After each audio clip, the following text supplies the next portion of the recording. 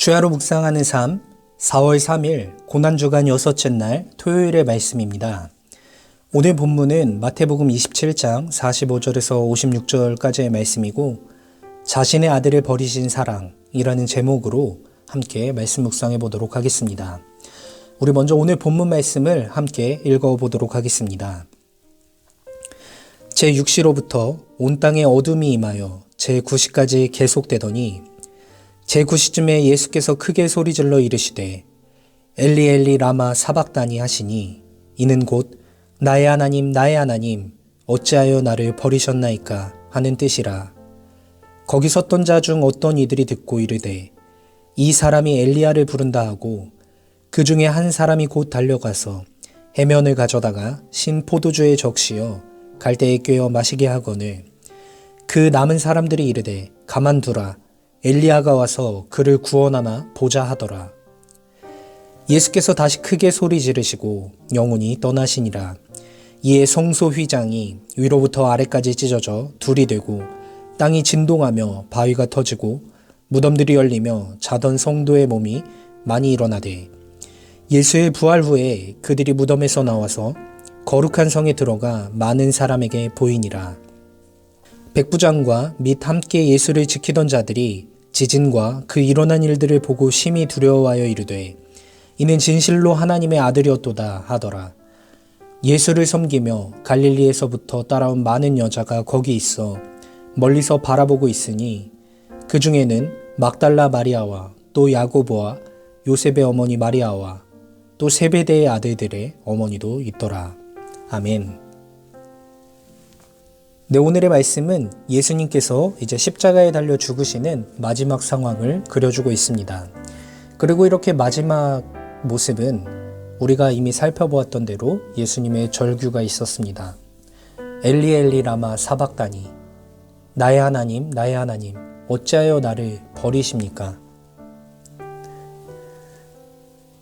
그리고 이 절규와 함께 오늘 마태복음에서만 등장하는 굉장히 특이한 일이 있어서 조금 도움을 드리고자 주석의 이야기를 들려드리도록 하겠습니다.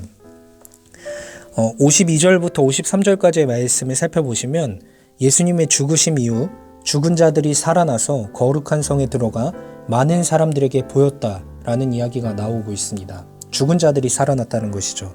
잠자는 자들이 일어났다. 사실 굉장히 믿기 힘든 일입니다.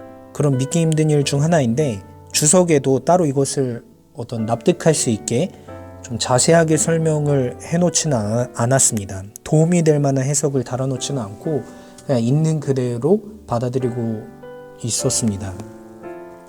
다만 이 과정에 대해서 알려주고 있는 사실이 있는데 우리가 읽어본 대로라면 죽으셨을 때 무덤들이 열리고 죽은 자들이 일어났고 예수님께서 부활하신 후에 그 무덤에서 나와 거룩한 성에 들어왔다 라고 되어 있는데 이렇게 되면 예수님께서 부활하실 때 동안 그러니까 죽으시고 부활하시는 그 3일 동안 그들이 이미 살아난 채로 계속 무덤에 있었다라는 이야기가 됩니다.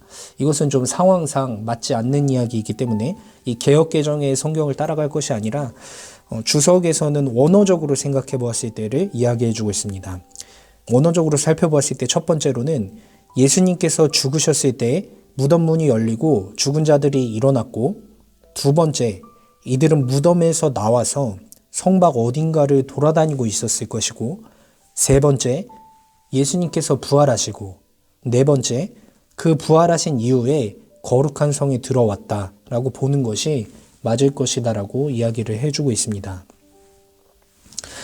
그리고 이렇게 예수님께서 오늘 최후의 절규 후에 죽으신 후에 곁을 지킨 사람들이 나오고 있는데 그 사람들은 백부장과 로마 병사들 그리고 많은 여인들이었고 예수님께서 사랑하시며 동거동락한 제자들이 아니었다라는 점은 씁쓸함을 남기며 오늘 본문이 마무리 지어지는 것을 볼 수 있습니다. 네, 오늘의 묵상 포인트는 십자가 위에서 예수님의 외침을 생각해 보시고 그 예수님의 외침의 의미를 잘 생각하시며 그 결과에 대해서 생각을 해 보십시오. 예수님께서는 엘리 엘리 라마 사박단이라고 외치셨습니다.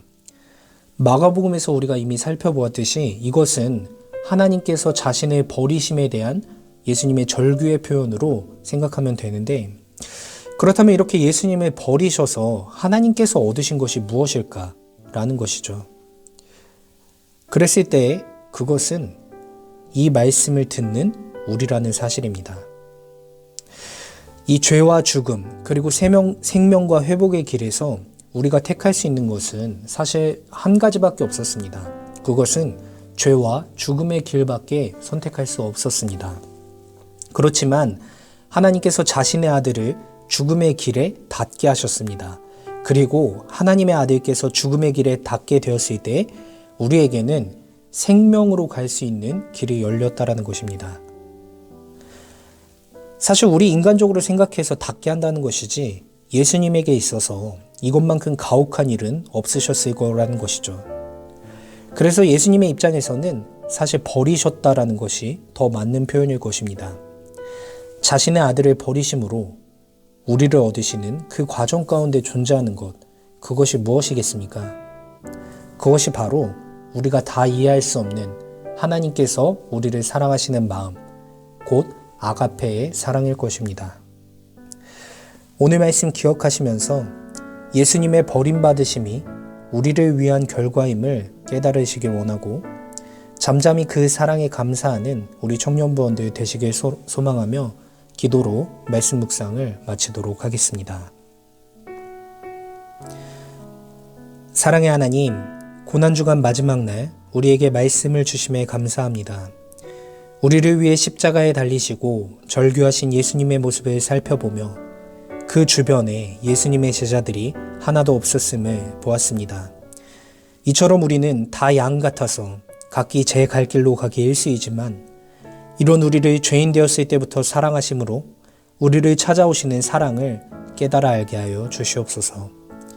예수님의 절규로 인해 우리가 구원받았음을 기억해보며 그 사랑에 우리의 마음이 열리고 그 사랑에 자신을 드리는 우리 청년부원들 되게 하여 주시옵소서. 감사를 드리며 믿음의 주요 온전케 하시는 예수님의 이름으로 기도합니다.